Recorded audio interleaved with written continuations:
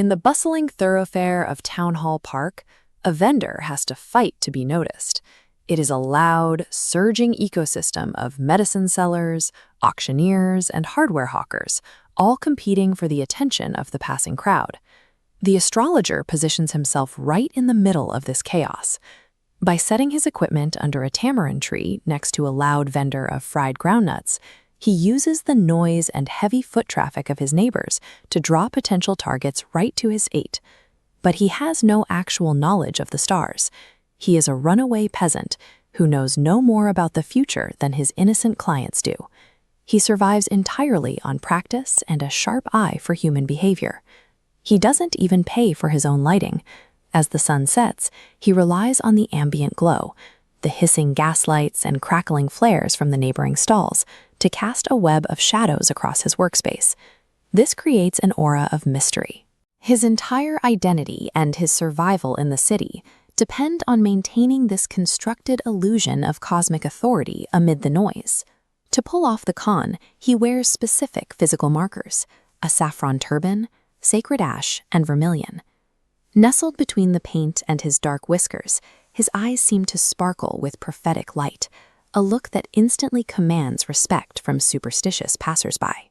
His primary interrogation technique is the cold reading loop. When a client sits down, he stays silent for the first 10 minutes. The client simply talks, voluntarily handing over the background details and insecurities he needs to formulate his advice. The technique relies on a simple truth. People want to believe their failures are caused by external forces. By telling a client they have an impetuous nature or a rough exterior, he secures their trust and their money. But this controlled environment is temporary. When the groundnut vendor blows out his flare to go home, the ambient light vanishes. The astrologer is left isolated, sitting in a single, eerie shaft of green light straying in from the street. Without the protective noise and the light of the crowd, his psychological armor is stripped away. He is left vulnerable to whatever might emerge from the dark. Out of that darkness, a stranger appears. He dismisses the astrologer's standard pitch, thrusts his palm into the green light, and forces a high-stakes financial wager. Prove he's a real prophet, or pay up with interest. The astrologer feels a sudden panic. He senses a genuine physical threat and tries to back out of the agreement, his voice shaking. But the stranger grabs his wrist and traps him in place. Then the stranger strikes a match to light a cheroot.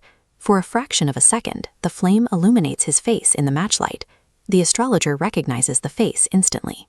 It belongs to Guru Nayak, a man the astrologer stabbed and left for dead in his home village years ago. The comfort of the street con has vanished.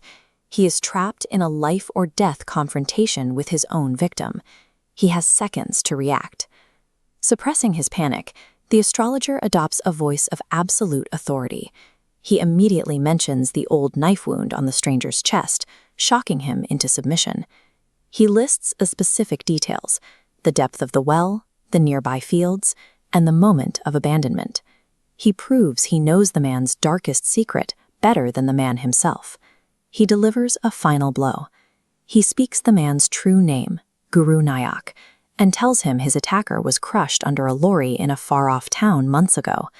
To seal the trap, he places a psychological lock on the man. He issues a cosmic warning.